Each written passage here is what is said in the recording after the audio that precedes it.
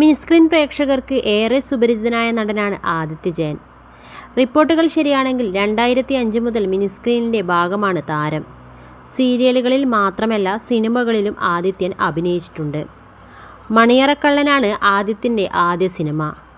Rajan P Dev സംവിധാനം ചെയ്ത സിനിമയായിരുന്നു അത്. സിനിമകളിൽ സഹനട റോളുകളിലാണ് തിളങ്ങിയതെങ്കിൽ സീരിയലുകളിൽ സജീവമായപ്പോൾ ആദിത്യൻ ശ്രദ്ധ നേടിയത് നെഗറ്റീവ് കഥാപാത്രങ്ങളിലൂടെയാണ്.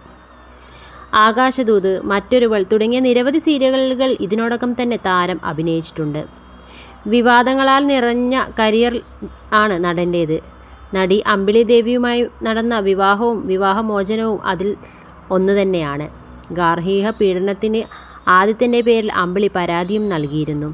കഴിഞ്ഞ കുറച്ച് നാളുകളായി വിവാദങ്ങളിലെല്ലാം വിട്ടുനിൽക്കുകയാണ് താരം. ഇപ്പോഴത്തെ പുതിയൊരു റോളിലാണ് നടൻ പ്രത്യക്ഷപ്പെട്ടിരിക്കുന്നത്. നടനിൽ നിന്നും അവതാരകനിലേക്കാണ് നടൻ ഇപ്പോൾ മാറിയിരിക്കുന്നത്. സിനിമ ദി ക്യൂ എന്ന യൂട്യൂബ് ചാനലിൻ്റെ പോഡ്കാസ്റ്റിൽ അവതാരകനായിട്ടാണ് ആദിത്യൻ എത്തുന്നത്. ആദിത്യൻ്റെ മനോഹരമായ അവതരണത്തിൻ്റെ പതിവ് മുഖാമുഖ പരിപാടികളിൽ നിന്നെല്ലാം വേറിട്ട ഒരു അനുഭവം ലഭിച്ചുവെന്ന് പ്രേക്ഷകരും പറയുന്നുണ്ട്. സീരിയൽ താരം സ്നേഹ സുരേന്ദ്രനായിരുന്നു ആദിത്യൻ്റെ പോഡ്കാസ്റ്റിലെത്തിയ ആദ്യ അതിഥി.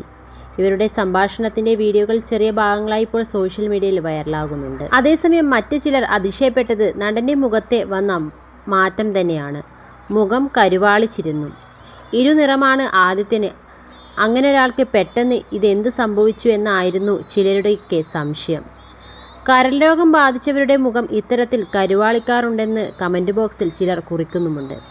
ദൈവം നല്ല എന്തോ പണി കൊടുത്തിട്ടുണ്ട്, ഇയാളുടെ മുഖമൊക്കെ മാറിപ്പോയല്ലോ, ആദിത്യൻ എങ്ങനെയാണ് കറുത്തത്, മുഖത്തെന്ത് എന്തുപറ്റി, ലിവർ പോയോ എന്ന് തോന്നുന്നു എന്നിങ്ങനെ നീളുന്നു കമൻറ്റുകൾ.